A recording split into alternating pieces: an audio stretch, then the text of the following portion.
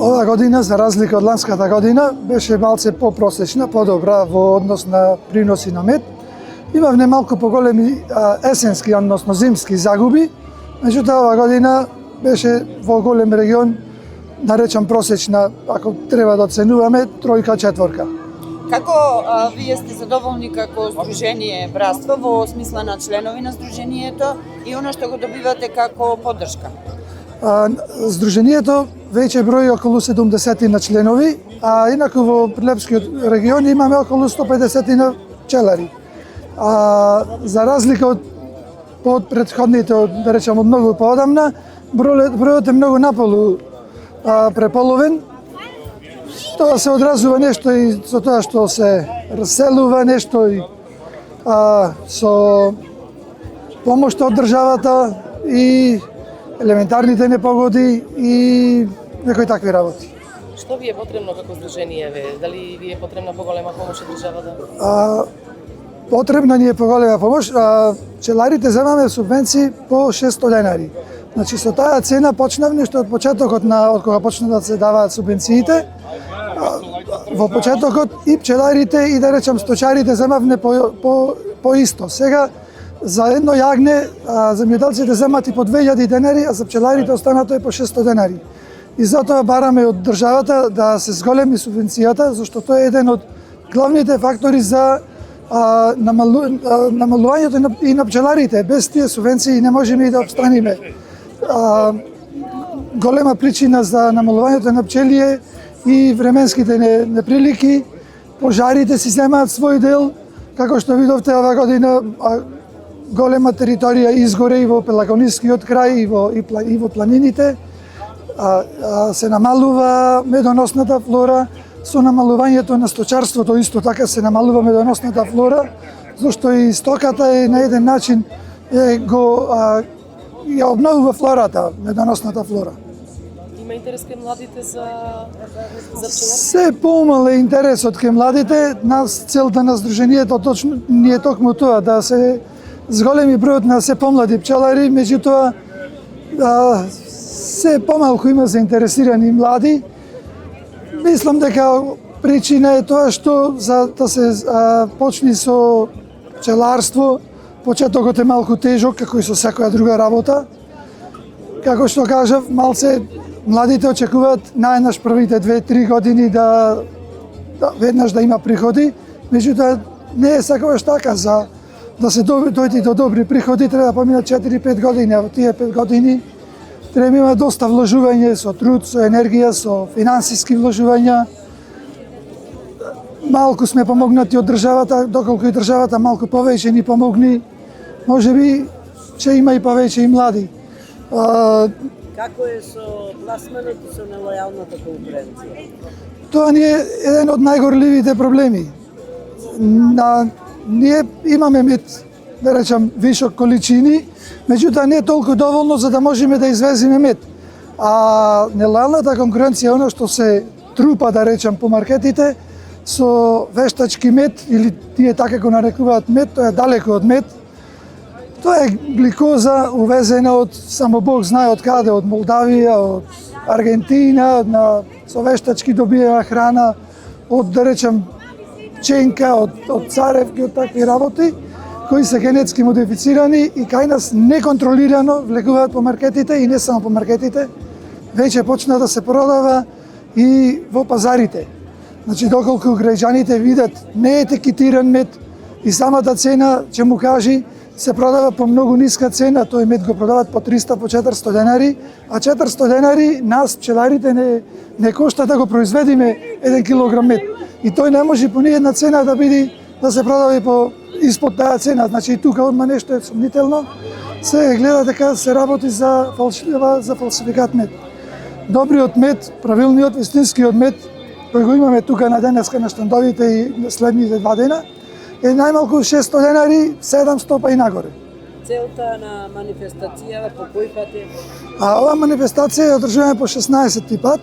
Целта на манифестацијата е да ја доближиме медот и хранливите и пчелните производи, да му кажеме за хранливите вредности на граѓаните, на потрошувачите, за вредноста на медот, колку е добро да се конзумира, како треба да се конзумира, во кои дози треба да се конзумира и така натаму. Дали во последно време се зголемува конзумацијата на медот или све некаде многу ниско?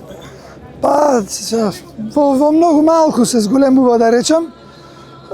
Се уште немаме граѓаните немаат навика да конзумираат.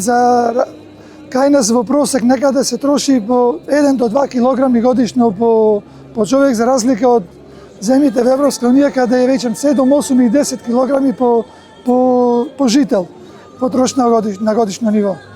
А ние сме се уште на едно ниско ниво на потрошувачка. Верувам дека не е медот прескап. 600 денари медот фактички е како 100 грама мед е 60 денари. Можам да речем поевтино од било кое чоколадо, а е 20 пати поздраво и похранливо од сите тие шејкери, вештачки шејкери. Значи, јас сум Ѓорѓиовски Љупчо, собственик на пчеларник со преку 100 пчелни семејства, семејно земјоделско стопанство, значи пчелари со генерации, веќе 4-5 генерација во нашето семејство.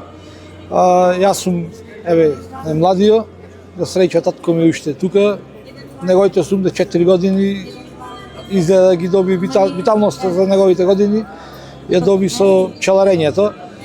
Задоволни затоа што е наследено, да речеме,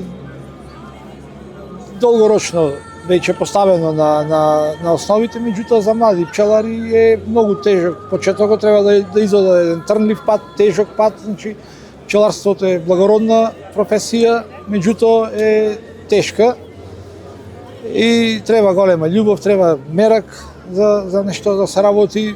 Му препорачуваме кој сака да почне да проба. Тука сме ние по средната генерација, по старите.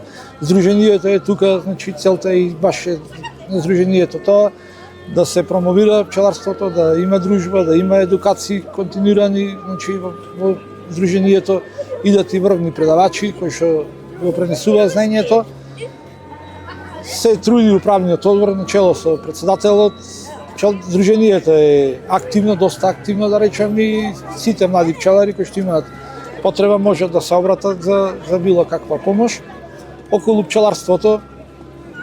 Во овие услови како дополнителна дејност е добро, да речем. Меѓутоа многу тешко обстојуваат луѓето кои што професионално се бават со тоа, затоа што пазарот е мал, количините тешко се продаваат, проблемите се тие со фалсификуван мед, со климатските промени, со непогодите временски.